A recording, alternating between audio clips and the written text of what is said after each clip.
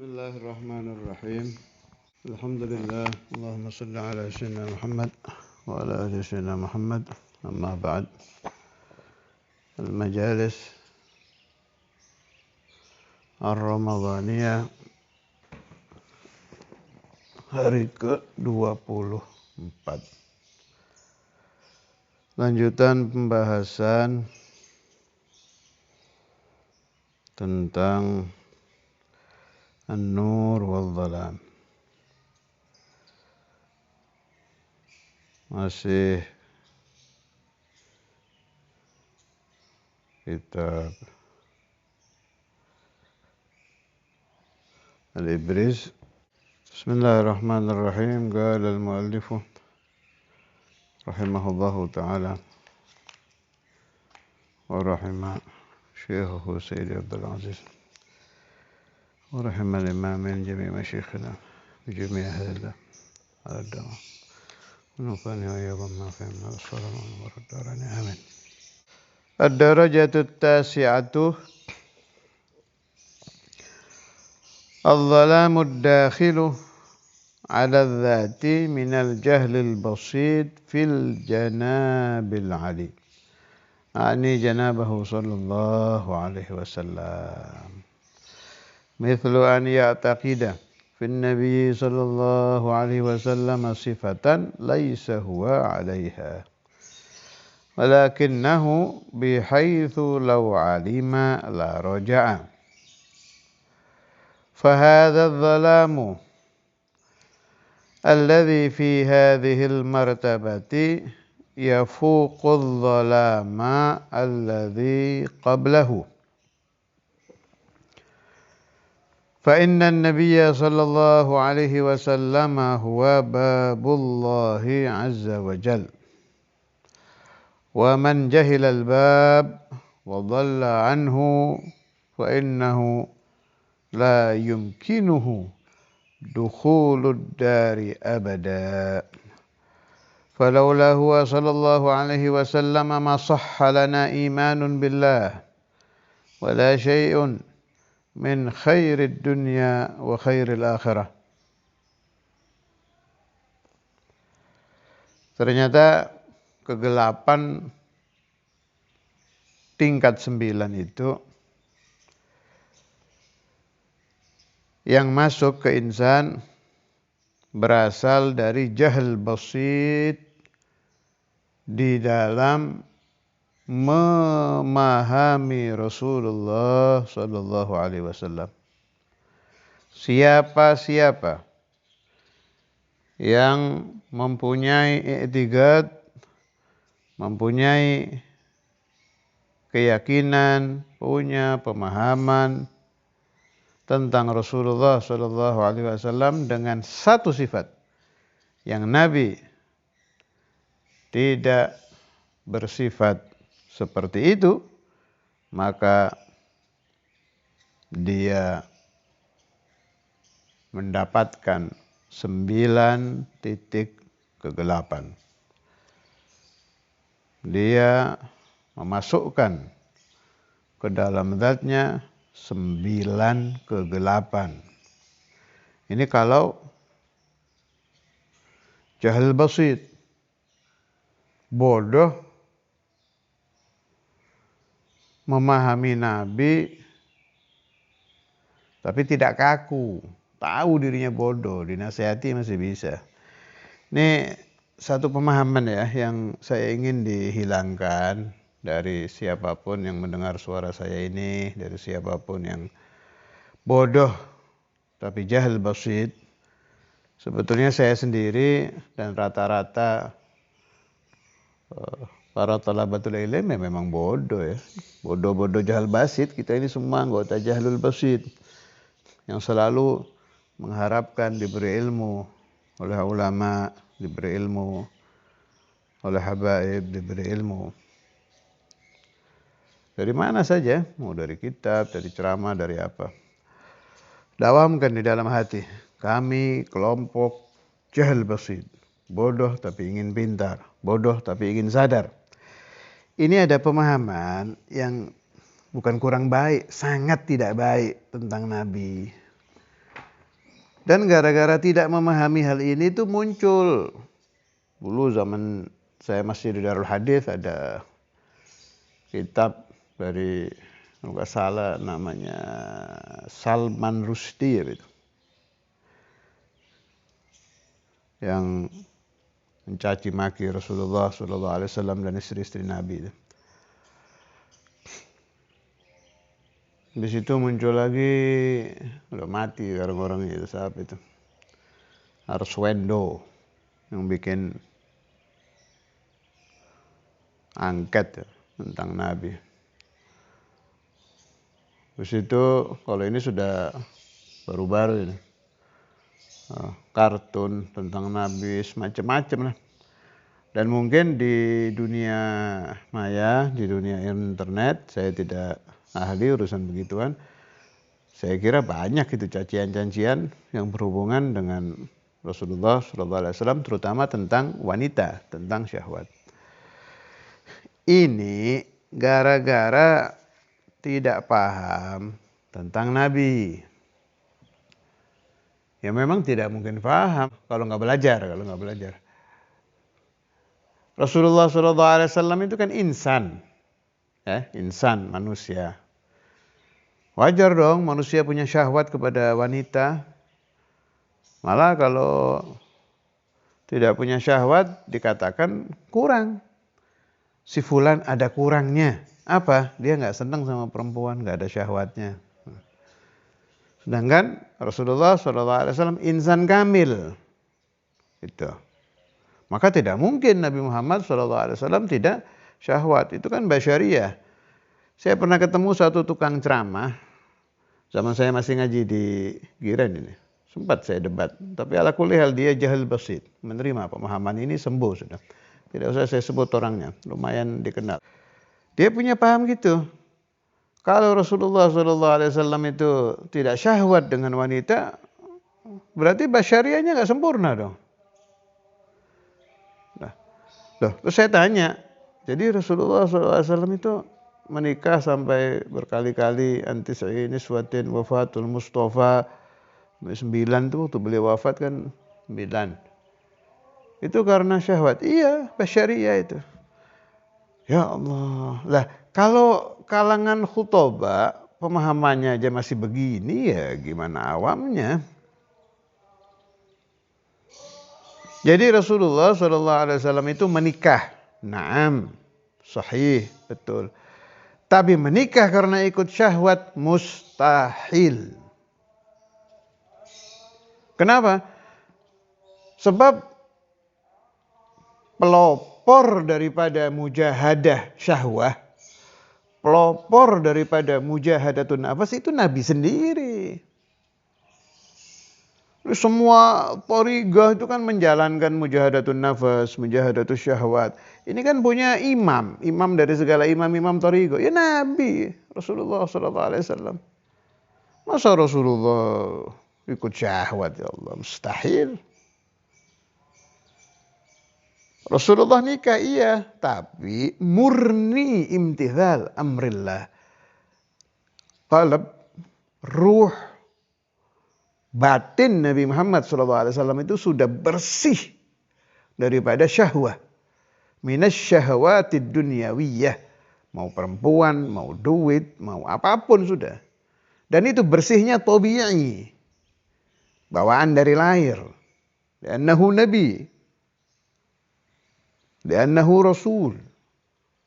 Dan ini bukan Nabi Muhammad saja. Jami'ul anbiya'i wal mursalin.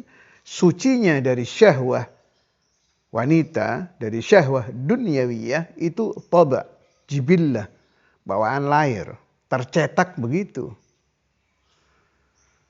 Malah tidak masuk di akal saya kalau ada nabiyun minal anbiya, seperti cerita-cerita yang muntasyirah di kitab-kitab Israiliyat itu. Ada nabi, naudzubillah, melihat orang sedang mandi, kalau nggak salah itu nggak sengaja di sungai, bagaimana, akhirnya biar ini suaminya mati. Ya Allah ya akhi, itu orang biasa saja yang wataknya baik tidak akan seperti itu, apalagi Nabi yang dari bayinya sudah bersih. Nanti kalau kita ngomong gini, wah itu kelompok ahlu tauhid. Ini bukan kelompok-kelompokan, kenyataan ini. Hadza ilm mutlagon. Jangan diikat-ikat. Ini ilmu tauhid, ini ilmu ini, ilmu enggak, ini memang aslinya begini. Qalal ilmu, bahwa semua nabi itu sucinya dari bayi. Cetakannya begitu. Jadi bukan bersih karena ini, karena apa namanya, dibersihkan pendidikan, kemudian mujahadah dulu, nanti ningkat dari nafsu ammarah naik ke nafsu lawam. Itu kita itu yang begitu itu. Kalau Rasulullah Shallallahu Alaihi Wasallam wa ikhwanuhu, saudara-saudara Nabi di dalam kenabian dan kerasulan itu adanya taraqi, naik, yartagi. Min darajah ila darajah ila darajah. Nggak ada nuzul, Nabi kok turun. Pusingnya para nabi aja bikin naik. Kan saya pernah dapat riwayat Rasulullah SAW terkadang ja'ahu ham. Beliau pusing mikiri umat ini. Mikiri kalau zaman beliau masih hidup ya. Paman-paman beliau yang belum masuk Islam kadang pusing. Itu pusingnya itu naik. Tidak menyebabkan seperti kita pusing kan kadang ibadahnya turun, kadang keluar omongan tidak ada. Nabi ini ya, akhi, Nabi, Rasul. Allah. Engkau kalau melihat muka salah satu dari para nabi, apalagi Nabi Muhammad SAW, bersih. Tertular cahaya kenabian kita. Meskipun kitanya nggak dapat cahaya kenabian, kecipratan saja. Kecipratan, anwarun nubuwah.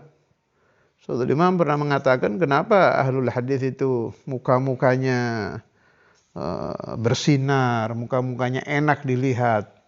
Tampannya itu tampan beda. Enak dilihat. Lihat aja mukanya Sayyid Muhammad Maliki, Saudara Imam, terus apa lagi itu, al-muhadithin. Sebab mereka kata Saudara Imam itu kecipratan, anwar nubuwah. Kalau bahasa saya itu ketularan. Tapi ketularan kebaikan, tertular, deket aja, ngelihat aja sudah itu. Jadi malas maksiat.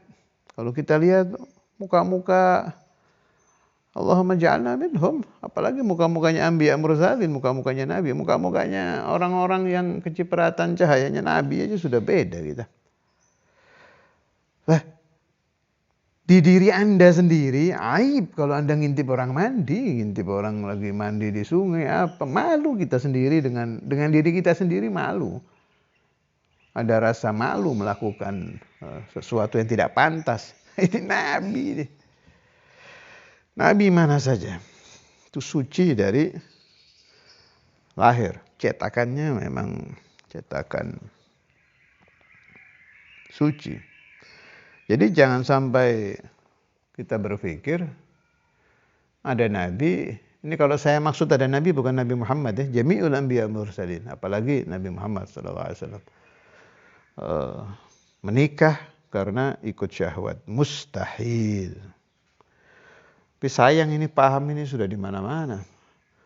Jadi tercipta di dalam pikiran orang-orang yang bodoh dalam ilmu tauhid itu basyariyah, nggak apa-apa. Malah dipakai dalil.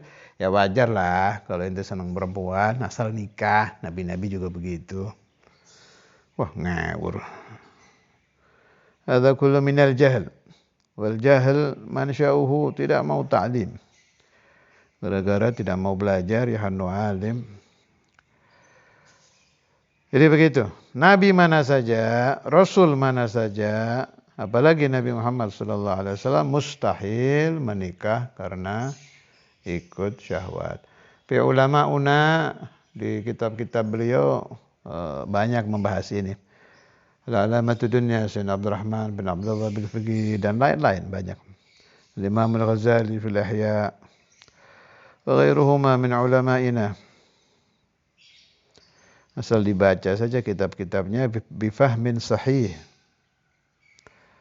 Apakah tidak adanya syahwat Nabi itu mengurangi basyariyah? Ya enggak. Ya enggak. Tetap nikah kok. Hanya melaksanakan perintah Allah Ta'ala. Justru kalau Rasulullah SAW menikah syahwat, maka ajaran syariat kalau kita tidak boleh ittiba'u syahwah jadi hilang. Dan itu mustahil. Innallaha la ya'muru bil fahsya. Allah Ta'ala tidak memerintahkan fahsya, keburukan. Ittiba'u syahwah termasuk fahsya. Coba sekali-kali baca manaqib Syekh Abdul Qadir Al-Jailani bifahmin, dengan paham. Direnungkan betul. Setelah itu naikkan pikiran Anda. Ini Syekh Abdul Qadir Al-Jailani ini seujung kukunya Nabi Muhammad SAW. Sudah seperti itu mujahadahnya. Gak bisa diganggu syahwatnya itu sudah seperti itu. Baca itu di Nurul Burhan, Jainuddani. Tidak naikkan paham kita fakaifa bi Rasulillah sallallahu alaihi wasallam.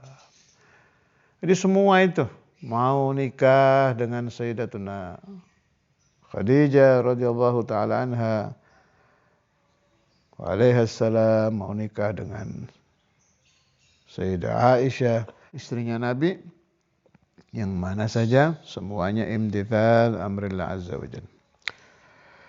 Memahami kalau Rasulullah SAW itu tidak pernah ikut syahwah, memunculkan nur di dalam hati. Tapi salah faham bahwa Nabi Muhammad SAW menikah ikut syahwat. Kalau jahal basit, Anda sudah memasukkan 9 titik kegelapan. Juga semua sifat-sifat Nabi yang lain baca aja di Kutubus Sirah, baca di Kitab Tauhid, Siddiq, Amanah, Tabligh, Fadanah. Ad-darajatul ashirah, derajat ke-10, al-zalamud dakhilu 'ala dzati minal jahlil murakkab fil janabil aliyyi ala sahibihi afdhalus salah wa azkas salam.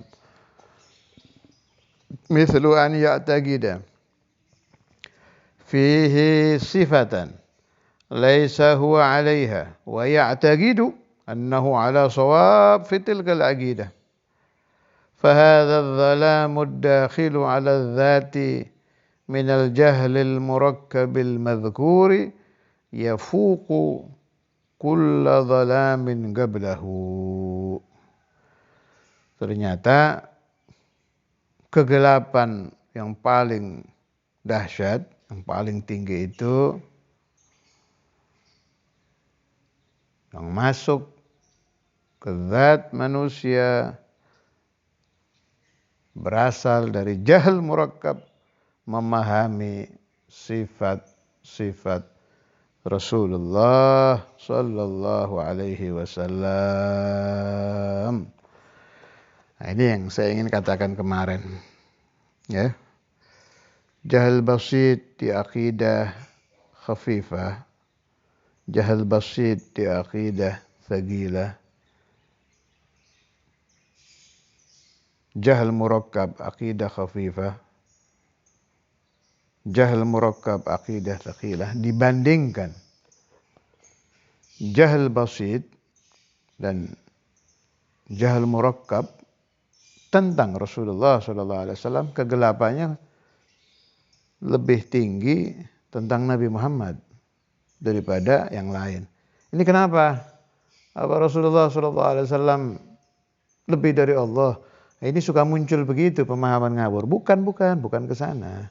Ini diterangkan di sini ya, jelas Rasulullah SAW itu Abdullah wa Rasuluh. Sudah saya baca tadi, belum saya artikan.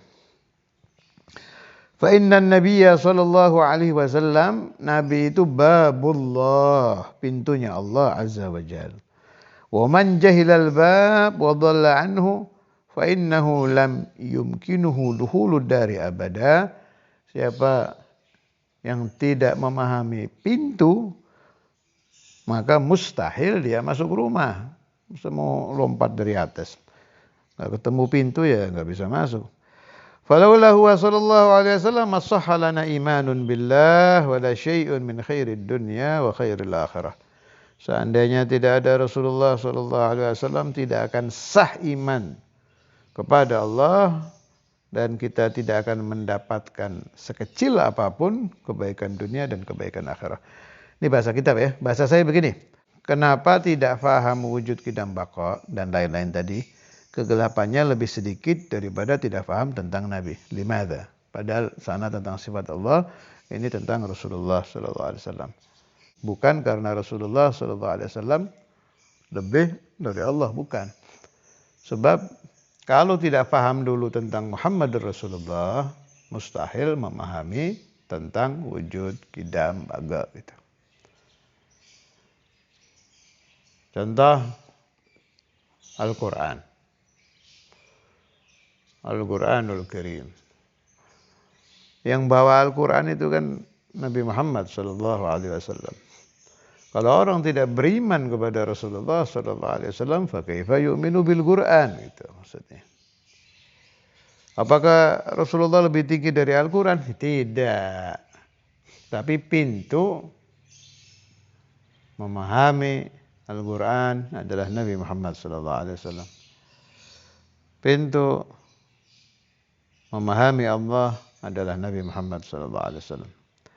Kalau ada orang-orang dari kelompok saya yang dulu ngaji Tauhid di Kiren, oh, apa iya sih kegelapan tidak paham tentang Rasulullah lebih dari kegelapan tidak paham wujud qidam baqa? Saya jawab, pikiran Anda itu barangkali ada yang berpikir ke sana. Lihat saja di Sanusia itu. Wa yajibu ala kulli mukallafin syar'an. Wujud qidam baqa itu wajib dipahami syar'an. Nah, kalau sudah syar'an berarti sahibus syara' Rasulullah sallallahu alaihi wasallam. Sama saja yang memerintahkan memahami tauhid, la ilaha illallah, wujud qidam baqa itu ya Nabi lagi. An-nabiyyu babullah. Allahumma shalli ala sayyidina Muhammad wa ala ali sayyidina Muhammad. Ini yang dari kemarin 2 hari itu saya ingin ngomong ya. Karena itu lillah wa fillah saya nasihatkan orang-orang yang belum mau mengadakan Maulid Nabi Muhammad sallallahu alaihi wasallam. Orang-orang yang terusik hatinya kalau melihat orang mahallul qiyam, orang-orang yang tidak terima batinnya itu. Kalau melihat orang membaca burda, membaca maulid, teriak-teriak sampai nangis, manggil-manggil Rasulullah sallallahu alaihi wasallam. Kalau Anda bisa baca kitab, mengerti bahasa Arab, pelajari kitab yang saya baca ini, Al-Ibris halaman 146. Bagian 9 dan bagian 10.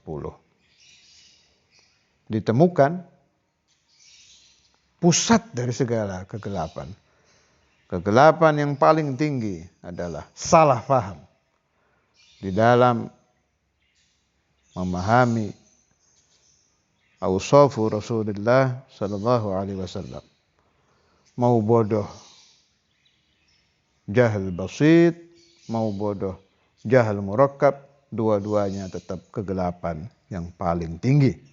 Tingkat 9 dan tingkat 10.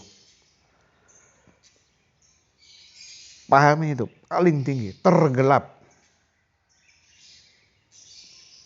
Sedangkan kami-kami yang membaca burdah, yang membaca maulid, yang membaca mahalul qiyam itu sedang meneriakkan sifat-sifat Nabi ini.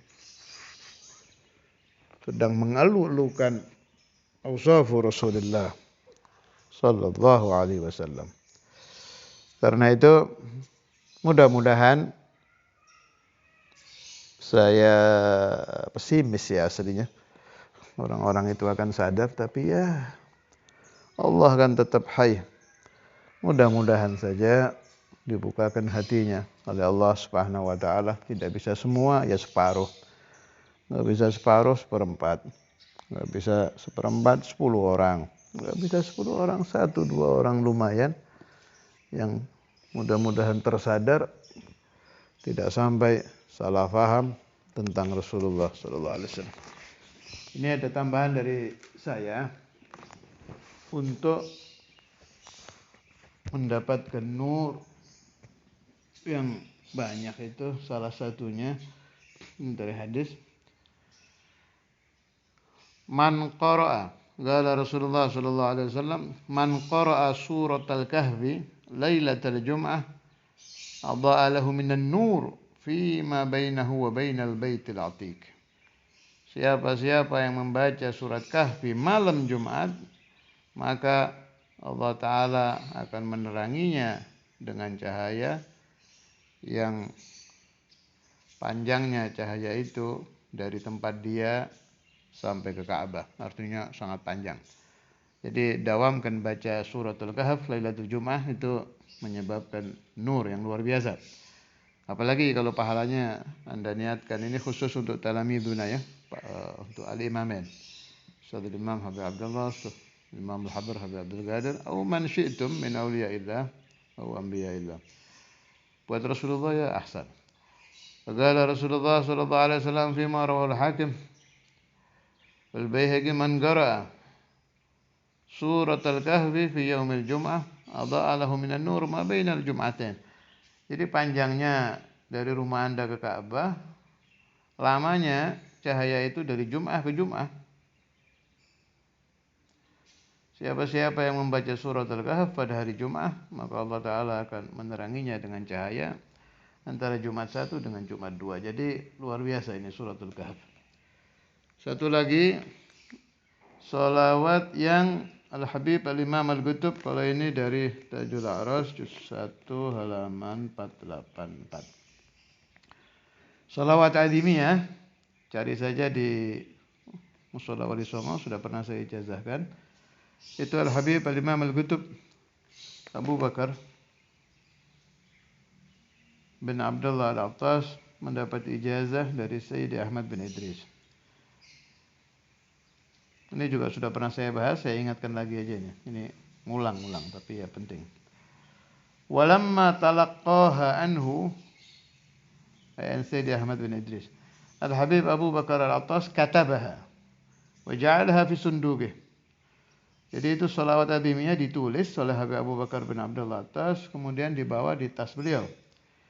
Falamma kana fil markab ata ilaihi darwish wa qala lahu, waktu beliau di kapal, zaman dulu lewat laut ya, ketemu satu darwish. Darwish itu kalau bahasa saya wahid minal majadzib, yang pakaiannya tidak, yang lusuh itulah, pakaiannya lusuh kayak orang gunung. Wa qala lahu inni ara nuran, cuma ini darwishnya mukasyif ini.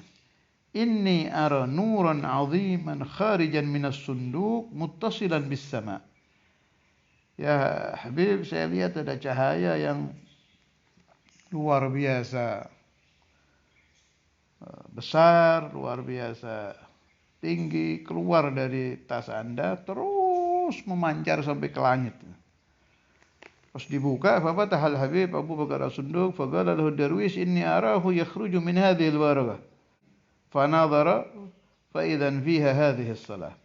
Itu dibuka, ternyata cahaya itu berasal dari sholawat azimiyah. Allahumma inni as'aluka bi nuri wajhillahil azim alladzi ma ra'aitu, yang itu yang biasa adimnya. Allahumma inni as'aluka bi nuri wajhillahil azim alladzi ma la arkana arshillahil azim ila akhir as-salah al-mubarakah. Terus besok hari Jum'ah akhir min Ramadan, tetap jangan ragu, amalkan salat qada akhir Ramadan. Yang belum paham lihat di buku saya, amalan dan doa Muharram sampai Dzulhijjah itu yang biasa itu bulanan, halaman 57. Dilaksanakan setelah sholat Jumat, zuhur, asar, maghrib, isya, subuh. Boleh sendiri, boleh jamaah. Di masjid boleh, kalau takut bikin ribut. Karena sebagian masih nggak cocok dengan amalan ini, silakan amalkan di rumah. Perempuan juga boleh. Jangan ragu-ragu, ini amalannya Syekh Abu Bakar bin Salim, Abu Ahmad bin Hasan Attas, Alamatul Dunya, Abu Abdurrahman bin Abdullah bin Faqih, وكثير من علمائنا وحبائبنا وصلى الله على سيدنا محمد وعلى آله وصحبه وسلم. الحمد لله رب العالمين.